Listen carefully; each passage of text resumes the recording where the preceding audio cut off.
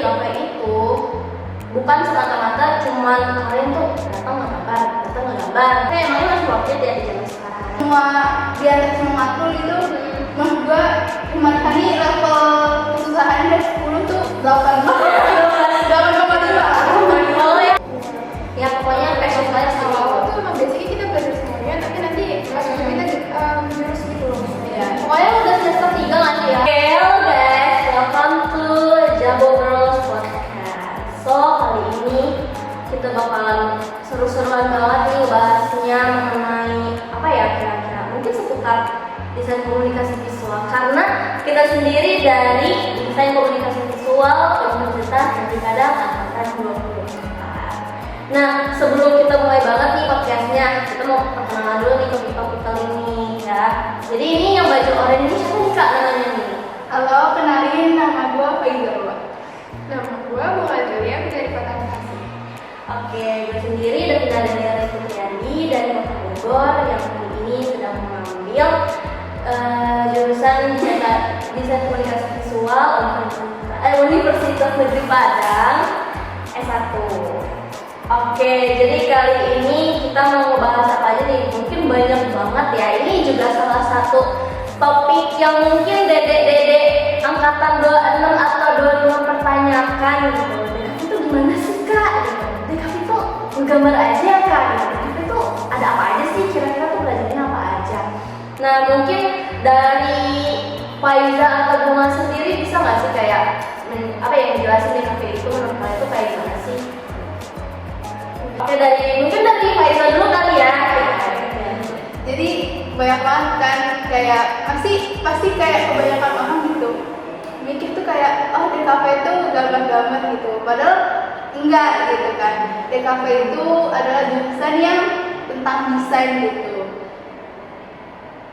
Desainnya itu apa gitu, kayak desain komunikasi visual, yang dimana kita tuh mendesain bagaimana kita mengkomunikasikan desain kepada audiens gitu, baik personal atau baik secara kayak halayak ramai.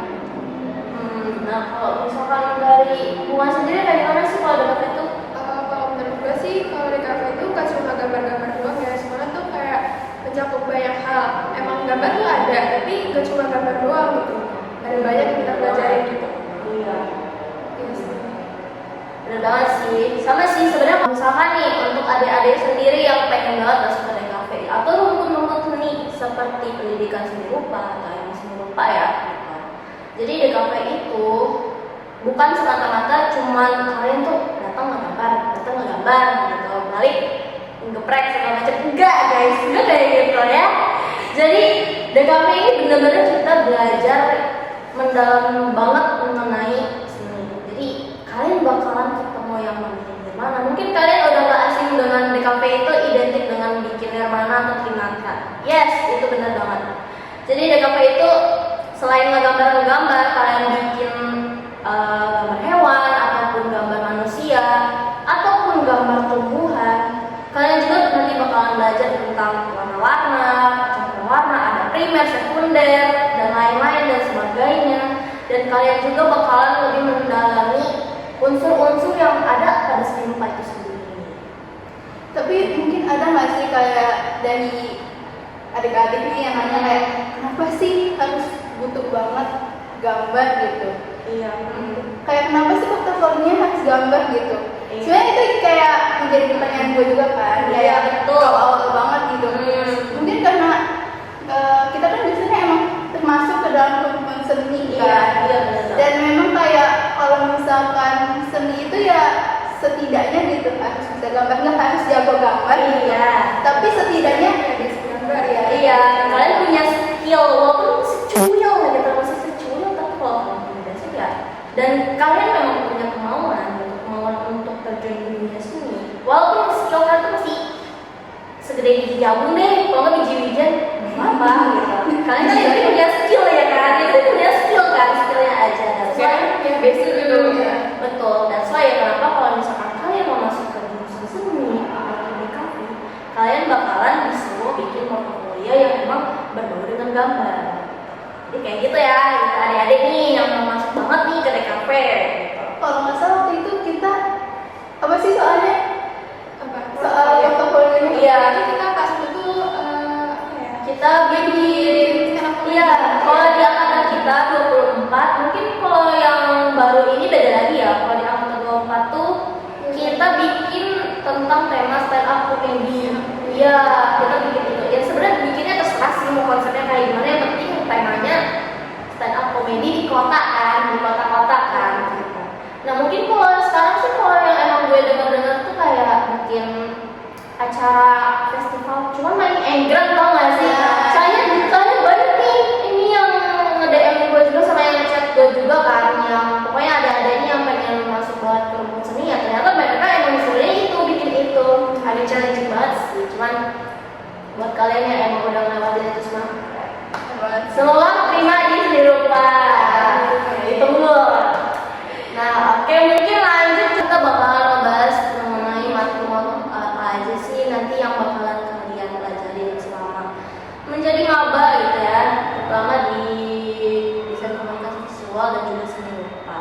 Jadi ini Kak Fai mau ngejelasin dulu nggak nih kira-kira apa nih yang ada di DKV ya experience-nya gitu. Boleh, kita bahas tentang mungkin kayak apa aja sih yang bakal dibahas di DKV. Sebenarnya di DKV kan karena seni ya, jadi emang matkulnya tuh matkul yang berhubungan dengan seni gitu. Walaupun kita memang jatuhnya ke desain gitu, bukan ilmu murni gitu. Ini disclaimer dulu ya, jadi buat yang mikir oh DKV ini ilmu murni gitu, bukan. Kita nih merupakan prodi atau jurusan yang kita tuh ilmu turunan gitu. Jadi kita tuh belajar juga tentang komunikasi, gitu, tentang desain dan yang penting tuh seni gitu. Nah, matkul yang pelajaran itu tentang tentu aja aku bilang kayak seni gitu, kayak unsur-unsur seni rupa seperti yang tadi udah disampaikan oleh Kak Davina ya, unsur-unsur seni rupa, terus komponen-komponen warna gitu, terus tentang garis segala macam gitu. Terus boleh juga dilanjut. Kalau menurut gue tuh trimatra ya, trimatra tuh kayak Nirmana gitu ya, kayak lebih ke ini sih. Emang uji kesabaran banget ya, emang uji iya. Kalian bakalan mungkin berapa persen? Mungkin kalau prediksi ya, ini rata-rata 90% itu pada gak suka sama gimana, karena ada berat banget guys. Soalnya kita diuji banget kesabaran, ketelitian, kerapian itu.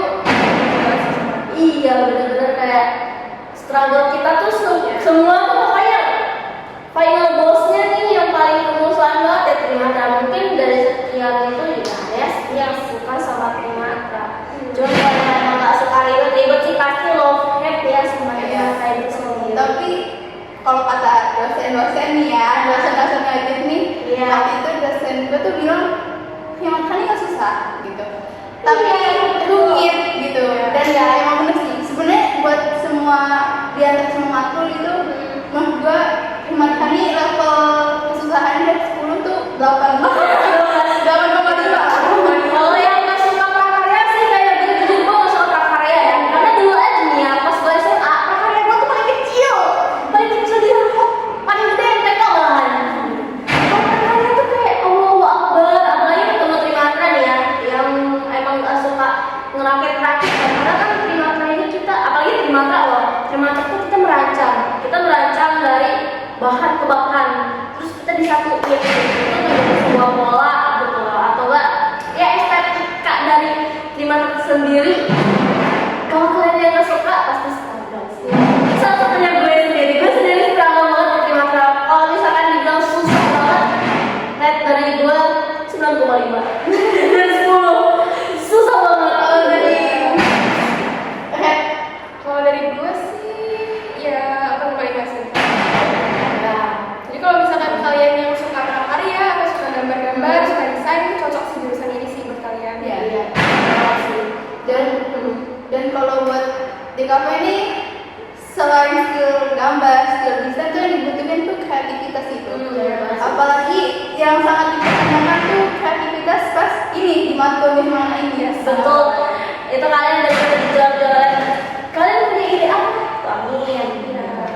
Tapi kadang ya kalau dosennya tuh kadang yang lebih memperlibat juga ya. Jadi tergantung dosen juga sih ya depannya.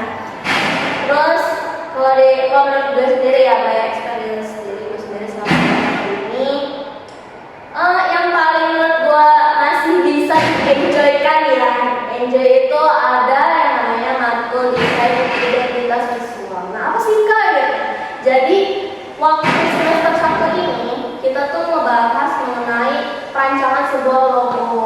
Mungkin kalau misalnya di kampus-kampus lain nggak tahu ya gitu, atau yang masih basic-basic aja. Tapi kalau misalkan di Nanti ini kita udah bahas desain identitas visual di semester 1 dan kita merancang suatu logo. Jadi kita beneran guys, kita benar-benar yang namanya tuh semua ide gitu untuk membuat logo tuh tuangkan.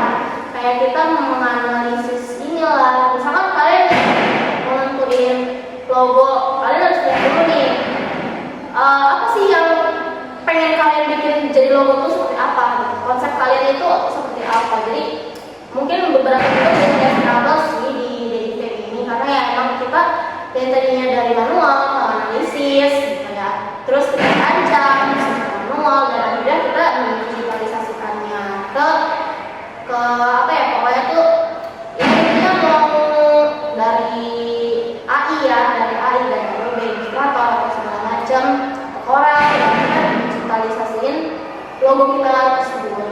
Jadi kayak gitu sih. Kalau banyak experience dari gue sendiri dan rating dari gue sendiri kalau untuk matkul ini tuh mungkin karena enjoy juga lah ya gitu. Karena dosennya juga enjoy, jadi gue sendiri enjoy. Mungkin tingkat kesusahannya itu 6 lah. Oke lah, jadi lumayan enjoy banget lah kalau seperti ini kan. Lanjut, mungkin kan tadi kita udah bahas matkul segala macam ya. Terus kira-kira masih worth it gak sih? Mungkin banyak banget ya yang bilang kayak DKV emangnya masih worth it ya di zaman sekarang. Lagi zaman sekarang tuh yang emang udah serba digital banget lah, teknologi itu emang udah benar-benar berkembang pesat banget. Jadi kalian itu bisa mendapatkan informasi itu di mana-mana gitu, dari YouTube kayak, mau dari orang kayak gitu. Pokoknya itu tentang DKV tuh udah banyak layar di YouTube. Nah kira-kira masih worth it gak sih kalau di zaman sekarang? Kalau menurut lu? Kalau menurut gue sih masih sangat ya. Karena kenapa? Karena kalau misalnya kayak sebenarnya sebelum gue masuk di kampus juga gue sempat meragukan gitu. Mungkin ada teman-teman juga yang kayak orang tuanya gitu kayak ngapain sih masuk di kafe gitu. Toh udah ada juga kayak tools-tools canggih zaman sekarang gitu. Toh udah juga kok banyak gitu. Maksudnya peluang kerjanya juga banyak gitu, yang masuk kerja di kafe juga banyak gitu.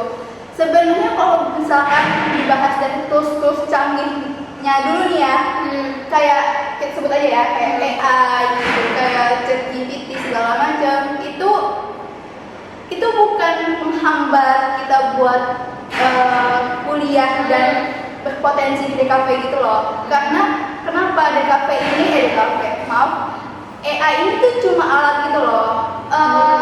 Seperti yang kita tahu, AI ini kan alat bantu kita ya. Jadi itu idenya, kreativitas tuh AI nggak bakal punya guys gitu. Yang punya siapa? Yang punya kita gitu. Jadi kalau misalkan apakah bakal bisa, tentu ada kemungkinan AI itu bakal bisa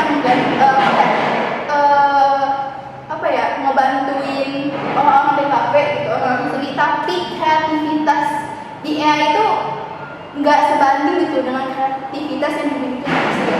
Iya sudah banget sih. Dan kreativitas manusia itu nggak bakal kalah sama AI juga sebenarnya kan. Iya, mau sehebat apapun komputer AI itu kan masih lebih kreativitasnya lagi manusia gitu ya. Apalagi kalau digambar-gambar AI gitu, kayak gambar, maaf ya, ini iklan presiden ya. Makanya yang gratis ya. Itu mohon maaf banget ya.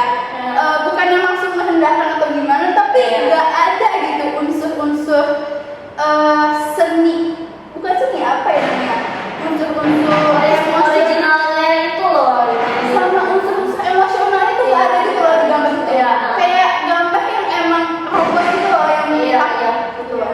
Iya benar banget sih. Kalau emang menurut gua apakah worth it atau enggak, ini juga sebenarnya balik lagi ya masing-masing kan.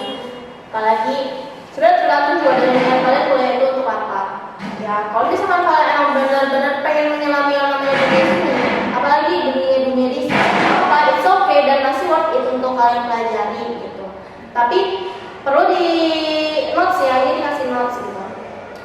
kalian juga kalau misalkan benar-benar pengen pure banget nyemplung gitu kan di seni, apalagi di perkuliahan yang emang berbau seni ya, banyak banget sih sebenarnya struggle-strugglenya gitu. Tapi kalian juga masih bisa mempergunakan teknologi tersebut untuk membantu perkuliahan kalian sendiri gitu. Jadi kalau menurut gua, apakah worth it untuk masuk DKV ini? Masih worth it ya untuk di zaman sekarang ya. Tapi balik lagi ke teman-teman semua, menurut teman-teman semua, kalau emang kalian punya pemikiran, oh iya kan gue masih bisa belajar di luar, gue ngapain kuliah di kafe, gue masih bisa mengembangkan diri di luar, oke, itu hak kalian sendiri ya. Tapi kalau misalkan kalian pengen benar-benar nyemplung ke dunia seni yang emang kalian dapat gelar seni gitu ya, apa ya, oke, ambil aja kuliahan yang emang berbau seni, masuk di kafe ini. Oh, menurut gue itu sih gitu. Dan emang tidak ada yang benar-benar menjadi hambatan juga untuk kalian berkuliah di sini, karena AI itu sebenarnya hanya untuk kita perbudak, bukan kita yang menjadi budak AI tersebut. Itu yang jadi nasihat, karena banyak banget zaman sekarang itu yang salah kaprah gak sih? Iya. Kayak ya udahlah sekarang kan udah ada AI, jadi ya udahlah gue ini kayak AI aja gitu. Kadang tuh banyak yang emang mindsetnya tuh yang masih mikir kayak gitu. Jadi seakan-akan ya udahlah kan ada AI ini gitu, ngapain gitu. Sebenarnya itu salah juga sih guys, karena kalau misalkan sebenarnya itu apalagi seni ya, rata-rata yang emang memiliki jiwa seniman atau jiwa seni itu menganggap estetika dari polesan tangan orang itu tuh kerasa banget, dan itu beda banget ya kalau misalkan masuknya dari AI. Justru karena ada teknologi sekarang, apalagi AI, justru kita itu yang harusnya memperbudak dia, bukan kita yang menjadi budak AI. Jadi kita pakai aja, kalian mau pakai AI, misalkan kalian mau cari konsep gitu kan, konsep dari desain kalian atau gambar kalian bisa pakai AI, tapi harus dikembangin dengan ciri khas kalian sendiri, jangan menonton AI. Itu yang salah sebenarnya. Nah, justru yang benar itu kalian ya udah kalian bikin suatu desain gitu, ataupun suatu karya menggunakan AI, tetapi kalian inovasikan dengan ciri khas kalian masing-masing, itu baru benar ya guys. Kalau gabung lagi kan. Kalau menurut gue sih kayak DKV itu masih worth it, apa enggaknya itu ya masih sih menurut gue. Ya soalnya iya benar, karena gue tuh menurut gue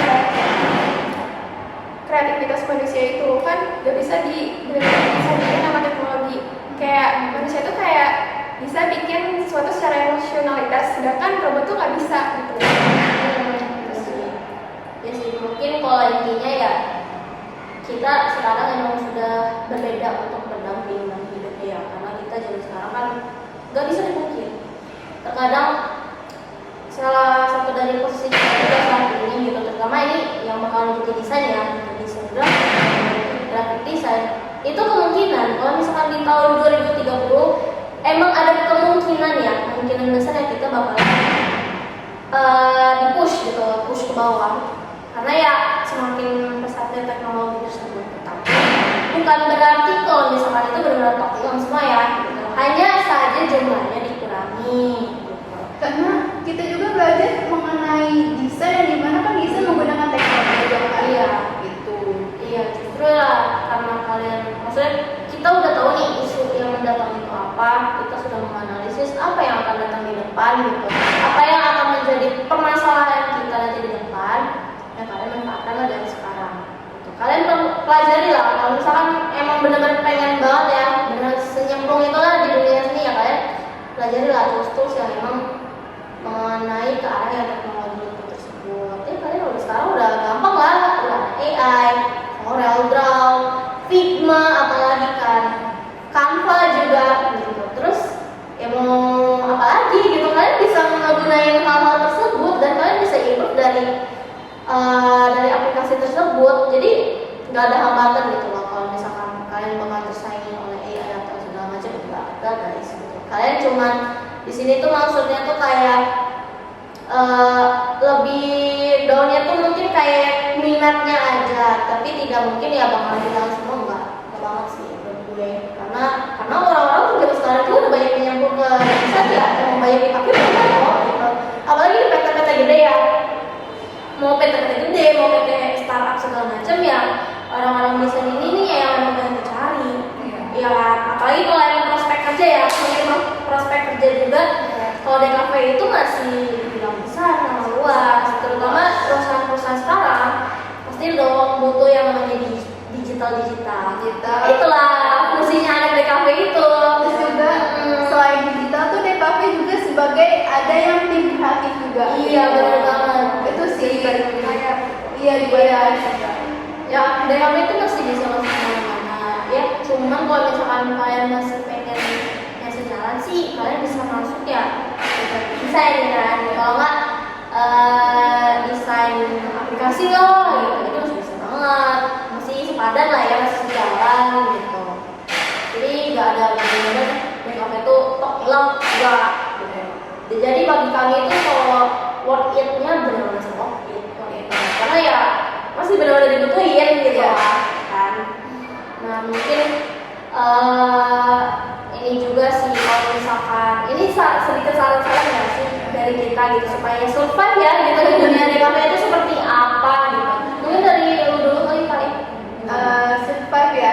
Buat yang pertama, buat semester awal karena kita juga masih semester 2 ya tahun ini. Iya. Belum semester 3 gitu. Jadi yang pertama tuh pelajarin gambar dasar. Gambar dasar tuh di sini buat kayak gambar-gambar anatomi gitu. Karena jujur ini pengalaman gue di gua tuh waktu SMA tuh gak suka gambar, tapi bukan gambar-gambar yang kayak niat gitu, gambar-gambar coret-coret, scribble gitu. Asal aja nggak sih kayak asal coret gitu ya. Tapi ya ternyata pas masuk di kafe tuh memang karena kita buat ngambil apa ya gelar gitu, jadi lebih dibutuhin gitu. Jadi saran gua kalau bisa dari kelas 11 deh kalian udah mulai latihan gambar gitu. Apalagi kan kelas 11 tuh mulai ada ya kayak pembahasan gitu, teman-teman kayak masuk mana gitu. Kalau emang kepikiran buat masuk DKV, saran gua latihan gambar dasar. Itu yang pertama.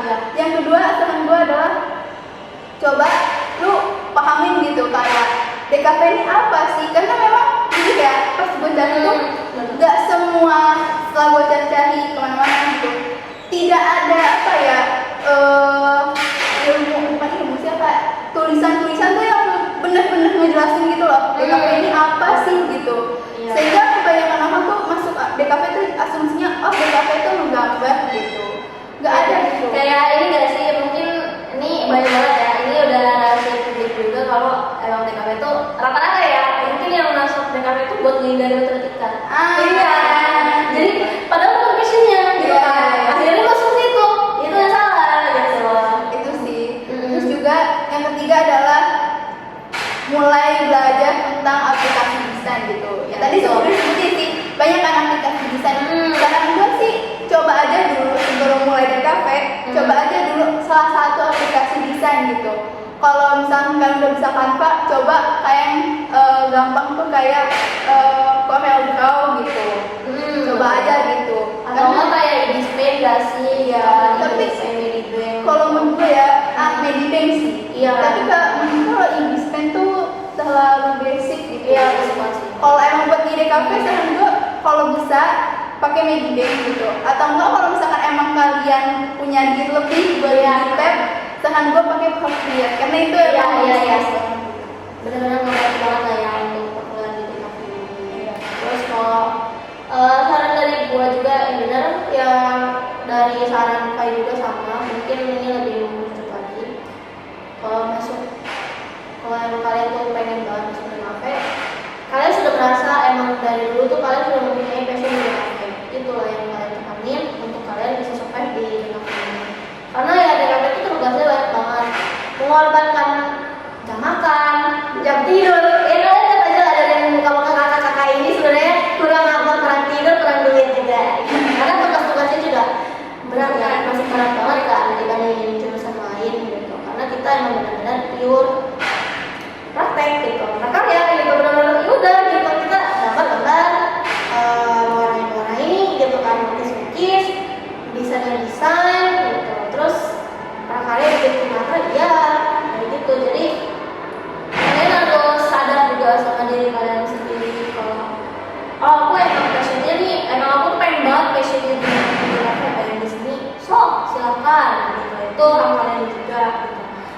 Tapi kalian juga perlu pahami di kafe sendiri itu seperti apa. Jangan asal mikir, oh di kafe aku nggak ada matematika, langsung aja gitu kan. Oh di kafe mah ini doang, nggak ada hitungan, cuma gambar-gambar doang, ah gampang.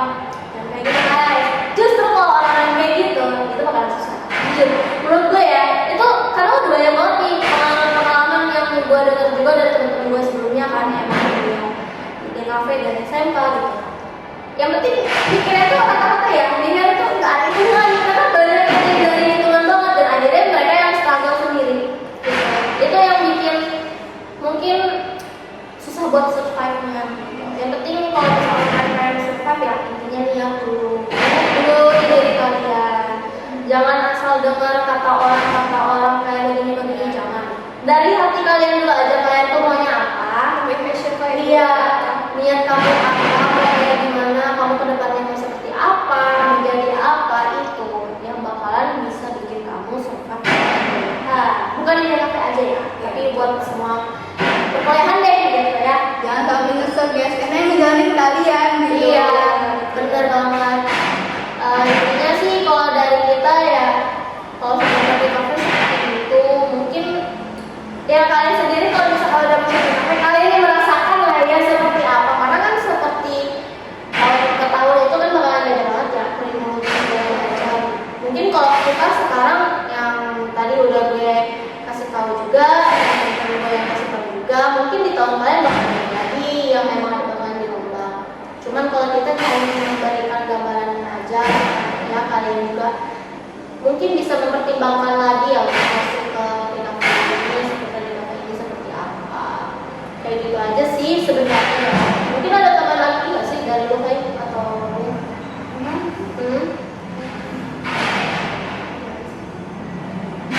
Dua kali ya. boleh.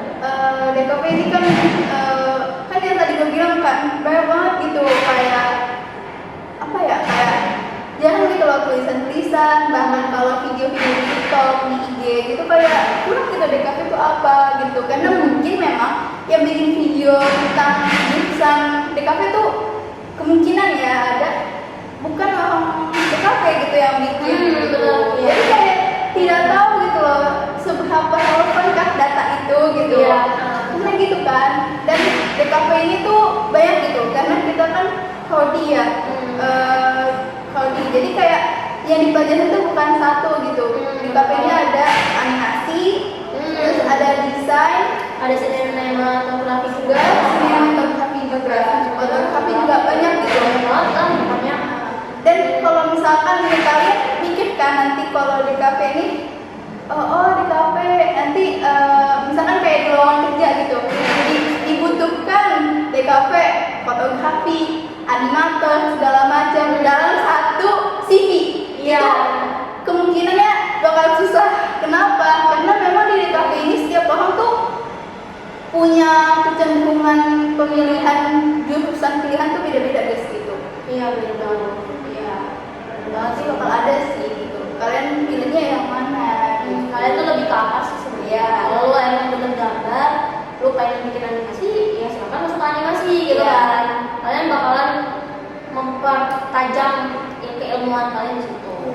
Ya pokoknya passion kalian sama awal tuh emang basicnya kita belajar semuanya, tapi nanti masuknya kita menjurus gitu loh. Ya, pokoknya udah semester 3 nggak sih ya? Udah semester 3, semester 3, 4 itu kalian udah bener banget. Kalian mau ngambil apa ya? Sok gitu. Kalian yang pilih gitu. Jadi kalau misalkan masih awal-awal nih buat maba-maba, ya kita masih mempelajari basicnya dulu sebelum kita masuk ke mempertajam keilmuan kita perlunya apa. Gitu guys. Jadi kalau misalkan dari kami, saran dari kami untuk adik-adik sekalian yang pengen banget masuk seni, yang mau masuk ke kafe seperti itu, ya bisa kalian pertimbangkan sendiri lagi lah ya untuk kedepannya seperti apa. Oke, jadi sekian dari kami di Jawa Girls. Kita pamit undur diri. Dadah. Kedai kafe atau rumput seni. Jadi mungkin kalian dengar itu DKP itu identik dengan palingan ngapa-ngapain cuma ngegambar, palingan bikin ini doang, gambar ini, gambar itu. Enggak guys, enggak ya.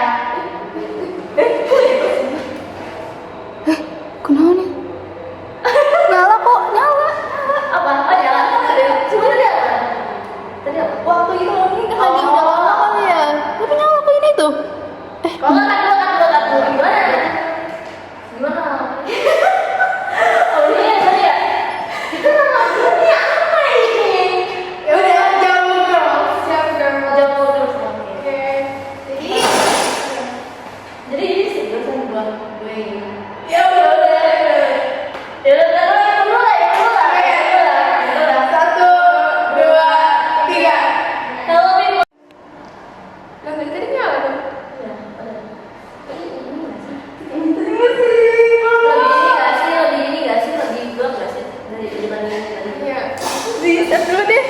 Dadah.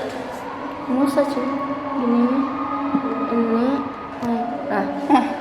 Macam gitu. Terus boleh juga bilang Mungkin temannya dari gabungan by experience yang awal gitu lah. Nakul di DKV itu kayak gimana